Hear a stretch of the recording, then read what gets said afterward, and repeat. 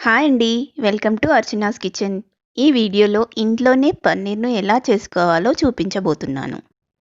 ఈ వీడియోలో చూపించినట్టుగా పన్నీర్ చేస్తే పొడి పొడిగా రాలకుండా పర్ఫెక్ట్ పన్నీరు వస్తుంది.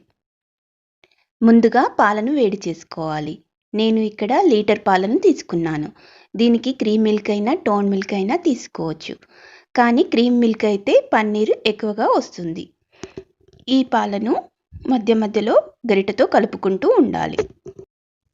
ఇలా కలుపుకోవడం వల్ల పాల అడుగు మాడకుండా ఉంటుంది.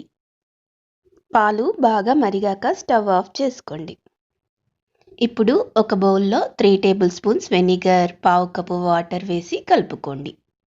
ఇక్కడ వెనిగర్ ప్లేస్లో నిమ్మరసాన్ని కూడా యాడ్ చేసుకోవచ్చు.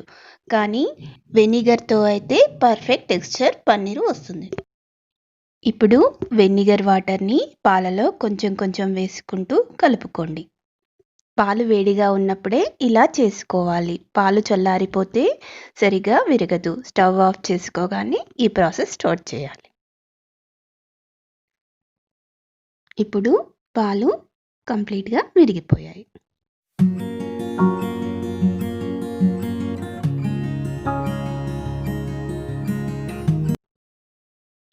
ఇప్పుడు ఒక స్ట్రైనర్లో కాటన్ క్లాత్ వేసి పన్నీర్ను వడగట్టుకోండి.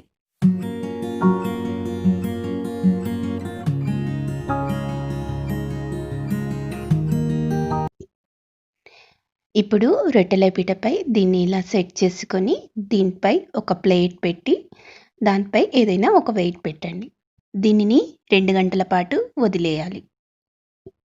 2 గంటల తర్వాత ఈ పన్నీర్ని మనకు కావాల్సిన సైజులో క్యూబ్స్లా కట్ చేసుకోవాలి.